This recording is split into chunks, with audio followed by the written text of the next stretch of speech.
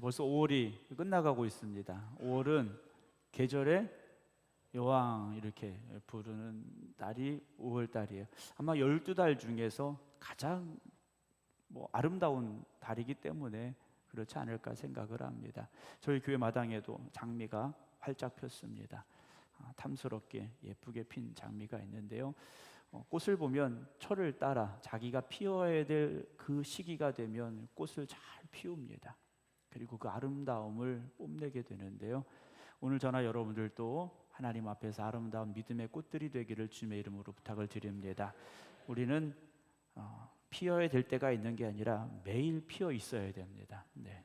어제는 폈는데 오늘은 시들어버리는 꽃이 아니라 매일매일 아름답게 피는 여러분들의 신앙의 꽃, 또 믿음의 꽃 되기를 주님의 이름으로 부탁을 드립니다. 교회 청년들을 대상으로 2023년도 설문조사가 있었습니다.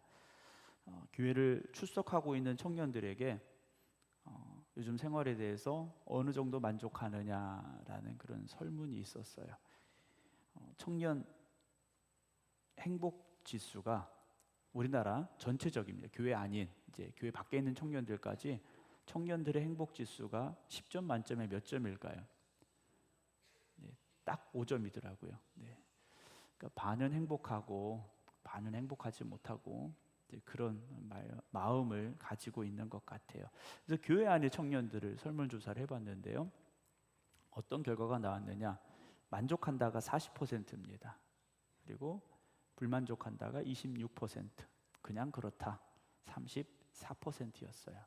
근데 왜 만족하느냐? 상위 3개의 조건이 있었는데요. 첫 번째는 가족 간의 화목이 나는 만족한다라는 가장 중요한 이유였고, 두 번째는 삶이 재미있어서, 세 번째는 이웃과의 관계가 좋아서라고 나는 삶에 만족한다라는 대답을 했습니다. 반대로 이제 불만족하는 26%는 무엇 때문에 불만족하는가 봤어요. 첫 번째가 뭡니까? 역시나 경제적으로 어려워서였어요. 경제적으로 어려워서. 두 번째로는 삶이 재미가 없어서. 참 재미있는 이유입니다. 만족하는 두 번째 이유는 삶이 재미있어서인데 만족하지 못하는 두 번째 이유는 삶이 재미가 없어서였어요. 재미가 있어서 만족하는데 다른 편에서는 재미가 없어서 만족함이 없다. 그리고 세 번째 불만족의 이유가 뭐냐면 직장에서 문제가 있기 때문에 나는 삶이 불만족스럽다라고 이렇게 대답을 했다고 합니다. 그러면서 또 한 가지 이제 질문을 했어요. 그러면서 가구 소득에 따라서 행복 정도를 몇 퍼센트나 느끼고 있는가를 이렇게 봤습니다. 상중하로 나눠서 자기가 가구 소득이 상이냐 중이냐 하냐 어떤 기준을 가지고 이렇게 물어봤는데요. 상에 속한다고 대답한 사람들의 행복하다라는 비율이 58%였습니다. 그러니까 내 소득이, 우리 가정의 소득이 그래도 상위권은 된다라고 생각하는 사람들은 절반 이상이 행복하다고 느꼈어요. 반면에 나는 그렇지 않아, 우리 집은 소득이 적어라고 대답했던 제일 적다고 대답했던 이들의 행복하다는 대답은 26%밖에 되지 않았다라는 겁니다. 어떻게 본다면 행복의 기준이 경제적인 것에 근거하고 있지 않은가라는 좀 조심스러운 평가를 할 수가 있게 되는데요. 신앙의 수준에 따라서 또 이것이 조금 나뉘어졌습니다. 신앙의 수준에 따라서 그 다음 거 한번 먼저 보여줄까요? 신앙의 단계에 대한 보기를 줬습니다. 자기가 선택을 했어요. 1단계, 2단계, 3단계, 4단계가 있는데 1단계는 나는 하나님을 믿기는 믿지만 그리스도에 대해서 잘 모르겠다. 그러니까 교회 나온 지 얼마 안 됐거나 아니면 교회를 좀 다녔어도 신앙이 깊이가 없다라는 거겠죠. 2단계는 그리스도 인지층입니다. 나는 예수님을 믿으며 그분을 알기 위해 여러 가지 일들을 하고 있다라는 거죠. 그러니까 교회를 다니면서 성경도 읽고 또 하고 좀 그래도 뭔가 해보려고 하는 사람들. 세 번째 단계는 그리스도의 친밀층이라고 되어 있습니다. 나는 그리스도와 가까이 있으며 매일 그분의 인도하심을 의지하는 사람. 4단계 그리스도 중심층이 있습니다. 하나님은 내 삶의 전부이며 나는 그분으로 충분하다. 자, 여러분들은 1단계에서부터 4단계까지 나는 어느 단계에 속한다라고 생각을 하십니까? 앞에 화면 다시 보여줄까요? 이 신앙의 수준에 근거해서 행복하다고 느끼는 대답입니다. 기독교 입문층이나 인지층, 그러니까 신앙생활에 있어서 깊이가 없거나 교회 나온 지 얼마 되지 않았거나 어떤 그런 열심이 없거나 체험이 없거나 이런 단계들입니다. 여기에서는 36%, 34% 비슷하게 나왔고요. 그다음에 그리스도 친밀층, 그리스도 중심층이라고 되어 있는 이 두 그룹에서는 그래도 절반 가까이 나는 행복하다, 나는 만족하고 있다라는 대답을 하게 됐다라는 겁니다. 여러분, 신앙에 있어서 행복함을 느끼고 있어야 됩니다. 그런데 아까 돈의 문제가 나왔지 않습니까? 경제적인 문제가 나왔어요. 그 다음 화면 좀 볼까요? 자, 빨간색이 있고 파란색이 있는데요. 빨간색은 돈이 없어도 행복할 수 있다. 파란색은 돈은 행복의 필수 조건이다. 여러분들은 빨간색을 선택하시겠습니까? 파란색을 이거 저기 정당 선택하는 거 아니에요? 네. 빨간색, 파란색 오해하시면 안 됩니다. 자, 나는 돈이 없어도 행복할 수 있다. 돈은 행복의 필수 조건이다. 여러분 어떻게 생각하십니까? 전체적으로 보면 36%는 돈이 없어도 행복할 수 있다. 그러나 64%는 돈은 행복의 필수 조건이다 그랬어요. 그러니까 3분의 2 정도는 돈이 꼭 있어야 행복하다라고 대답을 했다라는 거죠. 근데 이 비율을 보면요, 기독교 입문층에서는 돈은 행복의 필수 조건이라는 대답이 월등히 높습니다. 무려 83%예요. 근데 이것이 그리스도 중심층으로 나아가게 되면 돈이 없어도 행복할 수 있다라는 대답이 56%로 높아져 있다라는 거죠. 여러분들이 처음 가졌던 대답은 무엇입니까? 돈이 없어도 행복할 수 있다? 아니야. 꼭 돈은 행복의 필수 조건이야. 여러분 어떻게 대답을 하셨습니까? 신앙의 깊이가 깊어질수록 돈이 없어도 행복하다, 그리고 행복할 수 있다 라고 생각을 하고 있다라는 거죠. 돈으로 채우려 그 무엇인가를 이제는 돈이 아닌 다른 것으로 채워서 그 행복을 느낄 수 있고 느끼려고 하고 누리려고 하고 있다라는 거죠. 마지막 도표 한번 더 보겠습니다. 요즘 느끼는 감정이에요. 교회를 출석하고 있는 청년들인데 매우 그렇다와 매우 그렇지 않다, 이제 1점부터 5점까지 이렇게 선택을 한 겁니다. 나는 행복하다라고 대답을 했는데 매우 행복하다, 나는 행복한 편이다 이렇게 대답을 한 사람들이에요. 45%입니다. 근데 그 뒤에 뭐가 있습니까? 불안함, 지루함, 외로움, 우울 이런 것들이 비슷하게 나오고 있다라는 거죠. 여러분, 교회를 다닌다고 해서 다 행복한 게 아니라는 겁니다. 물론 전체적인 평균으로 볼 때에는 돈이 없어도 행복할 수 있다고 생각하고 그런 대답을 했음에도 불구하고 청년들의 마음속에는 불안함, 지루함, 외로움, 우울함, 분노가 여전히 자리를 잡고 있다라는 설문을 보게 됐습니다. 여러분, 우리는 어떻습니까? 이건 청년이나 아니면 중년이나 노년이나 별반 다르지 않다라고 생각을 합니다. 물론 청년들은 더 어려운 상황일 수밖에 없겠죠. 청년들은 여러 가지 많은 이슈가 있어요. 취업도 해야 되고 또 집에 대한 문제도 있고 여러 가지 많은 걱정들이 있죠. 그래서 2024년 청년들의 삶을 예상을 했는데요, 더 나아질 것 같다라는 대답은 14%에 불과했습니다. 그러나 더 나빠질 것 같다라는 대답은 무려 25%였다라는 거죠. 희망이 없다라는 겁니다. 소망이 없다라는 거죠. 여러분, 우리는 소망을 가진 삶을 살아야 되고 그 소망의 믿음을 가지고 나아갈 수 있어야 되는데 여전히 우리의 현실은 절망이 소망을 이기고 있다라는 겁니다. 살기가 좋아졌느냐라는 대답에 그렇지 않다라고 대답하실 분들이 더 많을 거예요. 경기가 안 좋다, 물가가 더 올라갔다, 세계 정세가 좋지 않다. 뭐 환경이 더 안 좋아졌다. 기상 이변이 계속되고 있다. 뭐 이런 저런 좋지 않은 얘기들만 우리가 듣고 있다라는 거죠.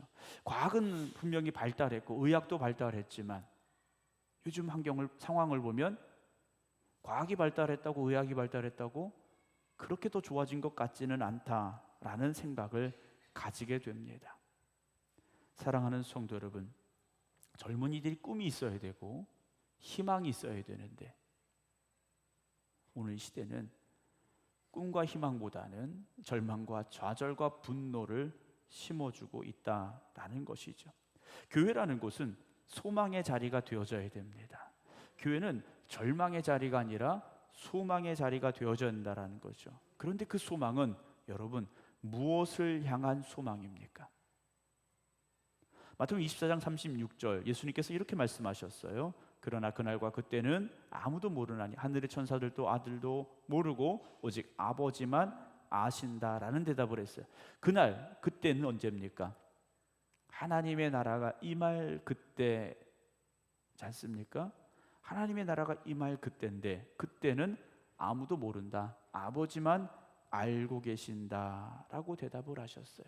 분명히 그때는 오고 있는데 그때가 언제인지는 모른다라는 거죠. 그러면 그때가 온다면 이 세상의 것, 지금 우리가 살고 있는 이 모든 것은 결국 옛것이 될 수밖에 없고요. 지나간 것이 될 수밖에 없는데 오늘 우리가 행복을 느끼고 또는 불행하다고 느끼는 기준의 대부분은 무엇입니까? 지금 우리가 살고 있는 이 세상의 것들이라는 거죠. 교회는 오늘에 안주하는 삶이 아니라 주님의 오심을 기대하고 소망하는 사람들이 모여있는 자리가 되어져야 되고 하나님의 나라가 이 땅에 이루어지기를 힘쓰고 노력하는 자리가 바로 교회가 되어져야 됩니다. 그러나 교회조차도 우리가 입에 담기 좀 표현하기 그렇습니다만 세속화되고 있다라는 말들이 들려지고 있습니다. 교회가 세속화되고 있다. 교회가 세상과 다를 게 없다라는 이야기예요. 사랑하는 성도 여러분, 오늘 우리는요 이 시대 오늘이라는 시간 속에서 분명히 살아가고 있습니다. 그래서 이 오늘이라는 시간 속에서도 최선을 다해서 살아야 되지만 우리의 진정한 목표 어디를 향해야 됩니까? 하나님의 나라의 소망을 두고 살아가는 사람이 되어져야 됩니다. 그렇다고 하나님의 나라에만 소망을 두고 살아서는 안 됩니다. 1992년에 다미선교회라는 이단이 있었습니다. 제가 군대 가 있을 때였어요. 10월 20 며칠인가요? 주님이 오신다고 이 사람들이 다 흰 옷 입고 한 자리에 모였던 적이 있습니다. 12시가 되기를 그 사람들은 기다렸어요. 저도 기다렸습니다. 네. 제대하려면 아직도 멀었기 때문에 빨리 제대하고 싶어서 주님 오시길 기다렸는데 그 다음 날도 역시 저는 군복을 입고 살아야만 됐는데 우리가 하나님의 나라를 소망한다고 해서 세상의 삶을 다 접어두고 주님 오실 날만 기다리며 여기 모여 있으라는 말씀도 아니에요. 우리는 세상 속에서 최선을 다하며 열심을 다해 살아가야 되지만 우리의 목표, 우리의 바람은 영원한 하나님의 나라가 되어져야 합니다. 그런데 하나님의 나라에 대한 소망보다는 이 땅의 삶에 대한 것들이 너무나도 강하다 보니까 그것의 지배를 받기 시작한다라는 거죠. 여러분, 우리가 돈의 지배를 받으며 살고 있지 않습니까? 아니라고는 말 못하실 것 같아요. 우리는 누구나 다 돈이라는 절대 권력 앞에서요, 돈이 없으면 불행한 것 같고 하고 싶은 걸 못하니까 절망스럽고 돈이 있으면 뭔가 누릴 수 있고 할 수 있으니까 행복해하는 것 같고요. 사탄은요 오늘 이 시대에 우리에게 어떻게 다가오느냐, 절대적인 힘을 가지고 우리에게 다가옵니다. 때로는 돈이 사탄일 수도 있습니다. 돈을 잘 쓰면 하나님의 뜻에 맞게 하나님의 영광을 잘 쓴다면 유익하고 유용한 것이 될 수 있지만 그렇지 못하다면 우리는 돈의 노예가 되어 살 수밖에 없다라는 거죠. 요즘 가상화폐가 실물화폐로 인정을 받느냐 이런 문제들이 매스컴에 자꾸 등장을 합니다. 거의 실물 경제에 들어왔다라고도 볼 수 있는데요. 보이지 않는 돈이요 엄청난 값어치를 가지게 되고요. 그것에 묶여 사는 우리의 인생을 보게 된다라는 겁니다.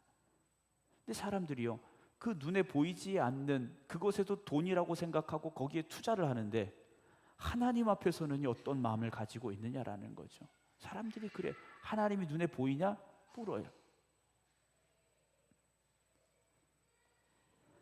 눈에 보이지 않는 가상화폐에도 투자하고 재산을 다 걸고, 근데 왜 하나님 앞에는 우리의 인생을 걸지 못하느냐라는 거죠. 왜 하나님 앞에 우리 인생을 맡기지 못하느냐라는 겁니다. 마태복음 6장 24절에 보면 한 사람이 두 주인을 섬기지 못할 것이니 혹 이를 미워하고 저를 사랑하거나 혹 이를 중히 여기고 저를 경히 여김이라 너희가 하나님과 재물을 겸하여 섬기지 못한다라고 말씀하시죠. 우리가 하나님만 바라보아야 된다는 게 아니에요. 하나님을 바라보면서 세상의 물질도 가지고 누릴 수 있어야 되죠. 그런데 여기 보면요, 섬기지 못한다라는 말씀이 나와요. 하나님이 나의 주인 되심을 고백할 수 있어야 됩니다. 여러분, 돈이 여러분들의 주인이 되지 못하게 해야 됩니다. 하나님이 나의 주인이 되시고 하나님이 주신 물질을 잘 사용할 수 있어야지. 돈이 나의 주인이 되니까 돈 때문에 모든 것이 돈 때문에 결정해야 되고요, 돈에 이끌려가는 삶을 살아가게 된다라는 겁니다. 우리가 현실에 집중하게 되면 하나님의 나라를 바라보지 못합니다. 현실로 인하여 행복하길 원한다면 하나님 앞에 서지를 못한다라는 것이죠. 고린도후서 4장 18절입니다. 우리가 주목하는 것은 보이는 것이 아니요 보이지 않는 것이니 보이는 것은 잠깐이요 보이지 않는 것은 영원하다 라고 고백을 합니다. 세상의 것이요 아무리 좋아 보이고 크게 보일지라도 이건 잠깐 지나가는 것에 불과하다라는 거죠. 그러나 하나님의 나라는 보이지 않는 것 같고 정말 있는가 의심스럽게 생각될지 모르지만 그 하나님의 나라가 영원한 것임을 성경은 분명히 우리에게 말씀해 주고 있습니다. 사랑하는 성도 여러분, 우리도 이 세상 속에 살다 보니까 여러 가지 많은 고난을 겪고 어려움을 겪어갈 수밖에 없습니다. 그러나 그런 고난과 그런 어려움 속에서도요, 우리가 어떤 마음을 가져야 되느냐? 로마서 5장입니다. 우리가 환난 중에도 즐거워하나니. 자, 믿음의 사람들은요, 환난 중에도 뭐 합니까? 즐거워할 수 있어야 된다라는 겁니다.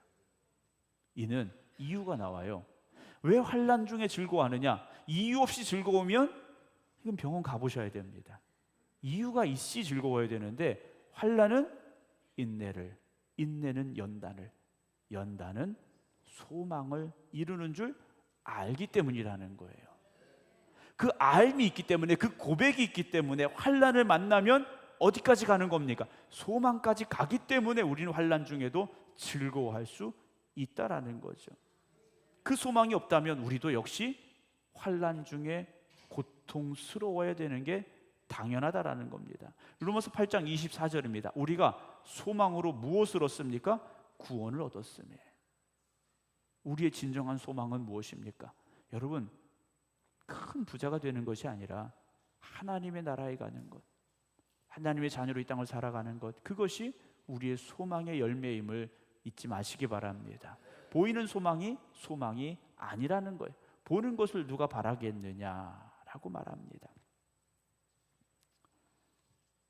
세상은 지나가는 것에 또 썩어질 것에 목숨 걸고 사는 사람들이 많습니다.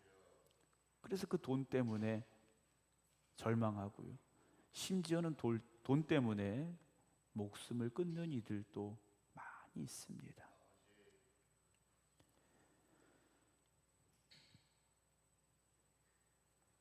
토니 캠플로라는 미국 침례교회 한 목사님이 있었는데요, 이분이 또 이스턴 대학의 사회학 교수로 있었는데 어느 날 한 교인이 병원에 입원해 있는 한 교인이 전화를 했습니다. 암으로 이제 투병 중이었는데 목사님께 기도를 요청했어요. 그래서 목사님이 그분을 찾아가서 그를 붙잡고 간절히 하나님 앞에 기도합니다. 하나님, 이 환자의 병을 고쳐주시고 암을 치유해 주시옵소서 간절히 기도하고 왔어요.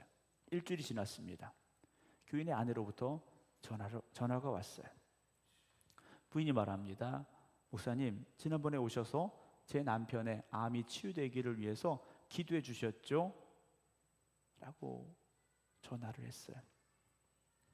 목사님이 어떤 말을 기대했을까요?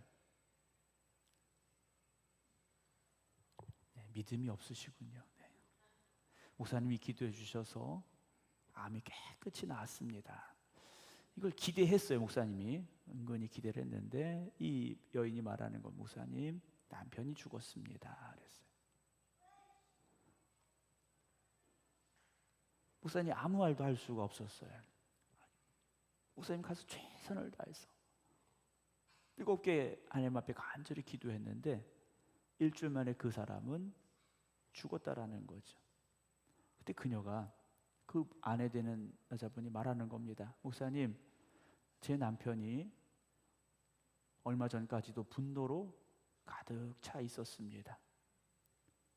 자녀들의 성공도 보지 못하고 암으로 일찍 죽을 생각을 하니까 너무 억울하다고 생각하고 가끔 하나님을 저주하기도 했습니다. 우리가 그 모습을 볼 때마다 너무 괴로웠습니다. 그런데 목사님이 기도해 주시고 난 이후에 남편에게 변화가 있었습니다. 남편의 마음에 평화와 기쁨이 생겼습니다. 지난 3일 동안 우리 가족은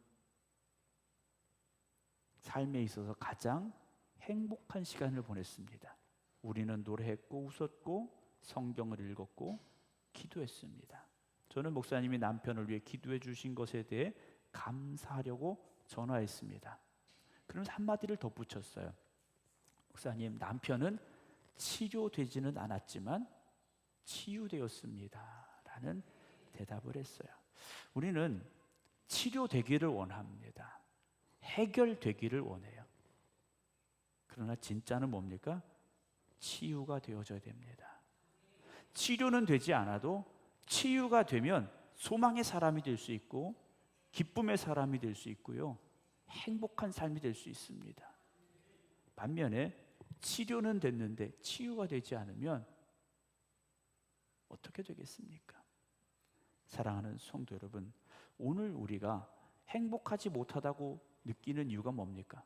소망이 없다고 생각하는 이유가 무엇입니까? 여전히 우리는 치료만 바라고 있기 때문이라는 거죠. 현실적으로 무엇인가 내 눈앞에 되어지고 완성되고 주어지는 것, 그것에 집중하다 보니까 우리는 여전히 소망에 대해서는요 말할 수 없는 사람들이 되고 말았다라는 겁니다. 성도들도 고난을 겪습니다. 우리 성도님들도 암에 걸려서 이제 수술 받고 회복되시는 분들도 계시고 또 아직 투병 중인 분들도 계십니다만 또 희귀병도 걸려요. 요즘 환경적으로 많이 좋지 않다 보니까 예전에 없던 병들이 많이 생깁니다. 때로는 교통사고가 날 수도 있어요. 그 현실만 본다면 어떻게 기뻐할 수 있습니까? 어떻게 소망을 말할 수 있습니까? 로마서 15장 12절 13절입니다. 이사야가 이르되 이새의 뿌리 곧 열방을 다스리기 위하여 일어나시는 이가 있으리니 열방이 그에게 소망을 두리라 하였느니라. 소망의 하나님이 모든 기쁨과 평강을 믿음 안에서 너희에게 충만하게 하사 성령의 능력으로 소망이 넘치게 하시기를 원하노라 라고 고백을 합니다. 성령의 능력으로 소망이 넘치게 하시기를 기도하고 있다는 거죠. 여러분, 성령님께서 우리 안에 임재하셔야 되는 이유 중에 하나가 뭡니까? 우리가 소망의 사람이 되기 위해서라는 겁니다. 사랑하는 성도 여러분, 오늘 여러분들에게 소망이 있습니까? 여러분들에게 기쁨이 있습니까? 여러분들에게 평강이 있습니까? 여러분, 소망의 하나님께서 우리에게 보내주신 성령의 능력으로 말미암아 그 소망이 다시금 회복되고 넘쳐나기를 주님의 이름으로 축원합니다. 사탄이 우리의 마음을 지배하면, 우리의 마음이 그것에 흔들리고 있으면 우리는요 좌절하고 절망할 수밖에 없습니다. 그래서 성령님께서 우리 안에 역사하셔서 우리를 새롭게 하실 때 우리가 소망의 사람이 될 수 있고요, 환난과 고난도 이겨낼 수 있는 사람들이 될 수 있다라는 거죠. 초대교회 성도들을 기억해 보시기 바랍니다. 이들에게 현실은 어떤 상황이었습니까? 예수 믿는다라는 것은 죽음을 향한 길이었다라는 거지 않습니까? 예수 믿다 붙잡혀가면 사자의 밥이 되기도 하고요, 목이 베어 죽기도 하고요, 목이 베임을 당해 죽기도 하고요, 끓는 기름에 던져지기도 하고요, 피부가 벗겨지기도 하고요. 온갖 고난이 그들 앞에 기다리고 있었더라는 거예요. 그들은 목숨을 부지하며 신앙을 지키기 위해 아무도 살지 않는 깊은 산속으로 들어갔고요, 광야 한가운데로 갔고요, 땅을 깊이 파고들기도 했고요, 심지어는 지하 공동묘지 깊은 속에서, 그 깊음 속에서 살아가고 있었더라는 거죠. 그럼에도 불구하고 그들에게 무엇이 있었습니까? 한 끼 먹을 일용할 양식이 없음에도 불구하고 감사할 수 있었고, 소망이 있었고, 찬송이 있었더라는 거죠. 로마서 5장 5절입니다. 소망이 우리를 부끄럽게 하지 아니하면 우리에게 주신 성령으로 말미암아 하나님의 사랑이 우리 마음에 부은 바 됨이라라고 고백을 합니다. 하나님의 사랑이 우리의 마음에 넘쳐나면 환난 중에도 즐거워할 수 있고 고난 중에도 기뻐하는 사람이 될 수 있습니다. 그러나 하나님 없이 사는 사람, 성령의 인도하심이 없이 살아가는 사람은 환난과 위기를 만날 때 절망할 수밖에 없습니다. 여러분, 기독교는 소망의 사람들이 모여 그 소망을 주신 하나님 앞에 예배하는 종교가 바로 기독교 아니겠습니까? 여러분, 우리는 소망을 말할 수 있어야 됩니다. 아무리 힘들고 어려운 상황에서라도 절망과 좌절이 아니라 소망을 노래할 수 있는 사람들이 되어져야 됩니다. 여러분, 지난 한 달, 5월 한 달 어떻게 살아오셨습니까? 5월은 계절의 여왕이라고 하는데 내 삶은 그렇지 못하다 생각하셨습니까? 들의 꽃은 아름답게 피는데 내 인생의 꽃은 저물어가고 시들어버려서 여전히 고통스러운 상황을 바라보며 살아오셨습니까? 여러분, 하나님은 우리가 소망 가운데 살기를 원하십니다. 그 소망을 받은 우리는 어떤 삶을 살아야 됩니까? 즐거움의 삶을 살아야 됩니다. 기쁨의 삶을 살아야 됩니다. 하나님이 나와 함께 하십니다. 우리가 그 기쁨을 회복할 수 있길 주의 이름으로 축원합니다. 마귀는요, 그 기쁨을 오늘도 빼앗아 가려고 합니다. 하나님이 주시는 기쁨을 빼앗아 가고 세상의 기쁨으로 채워주려고 합니다. 그 세상의 기쁨이 영원합니까? 그렇지 못해요. 세상에서 치열하게 살아가는 우리가 세상의 것으로 만족할 수 없음을 알아야 되고요, 그것으로 기뻐할 수 없음을 알아야 됩니다. 그러려면 성령께서 우리 안에 역사하심으로 말미암아 하나님 주시는 그 소망이 있기를 힘쓰시고 노력하시기 바랍니다. 그 소망이 있는 사람은요, 환난 중에도 뭐합니까? 인내할 수 있다라는 거죠. 환난 중에도요, 고통 중에도요, 인내하는 겁니다. 인내라는 것은 그냥 참아야지 그렇게 참는 게 아니에요. 하나님이 주신 소망을 붙잡고 그 약속이 이루어질 것을 기대하며 기쁨으로 이겨내는 게 인내함입니다. 어쩔 수 없이 버텨내는 게 인내가 아니라 하나님의 약속을 붙잡고 소망 가운데 꿈을 가지고 삶을 살아가는 것, 그게 인내함이라는 거죠. 우리에게는 그 힘이 부족합니다. 그러나 하나님께서 우리에게 그 힘을 더하여 주심을 믿으시기 바랍니다. 그러려면 어떻게 됩니까? 기도하셔야 됩니다. 그냥 막연하게 언젠간 되겠지, 언젠간 좋아지겠지, 그렇지 않습니다.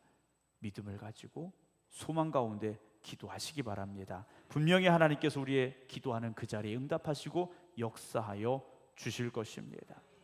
오늘 본문 요한일서 2장의 말씀입니다. 이 세상이나 세상에 있는 것들을 사랑하지 말라 그러셨어요. 왜냐하면 누구든지 세상을 사랑하면 아버지의 사랑이 그 안에 없다라고 말씀하십니다. 우리 마음이라는 건요, 모든 것을 다 품을 수 있을 것 같지만 무엇인가가 자리 잡고 있으면요, 다른 것을 그 마음속에 집어넣을 수가 없습니다. 여러분, 예를 든다면 우리 마음속에 분노가 있어요. 분노가 한번 내 마음에 들어오면요, 사랑이라는 걸 아무리 집어넣으려고 해도요, 집어넣을 수가 없습니다. 세상이라는 것을 내 마음에 집어넣으면요, 하나님이란 분을 내 마음에 모실 수 있느냐? 그럴 수 없다라는 거죠. 16절입니다. 이는 세상에 있는 모든 것이 육신의 정욕과 안목의 정욕과 이생의 자랑이니 다 아버지께로부터 온 것이 아니요 세상으로부터 온 것이라 그럽니다. 여러분, 하나님이 주시는 것을 마음에 품으셔야 됩니다. 하나님이 주시는 것을 우리의 마음에 품고 살아야지, 세상의 것을 품고 살아가면, 그것을 가지고 살아가려고 하면 우리는요,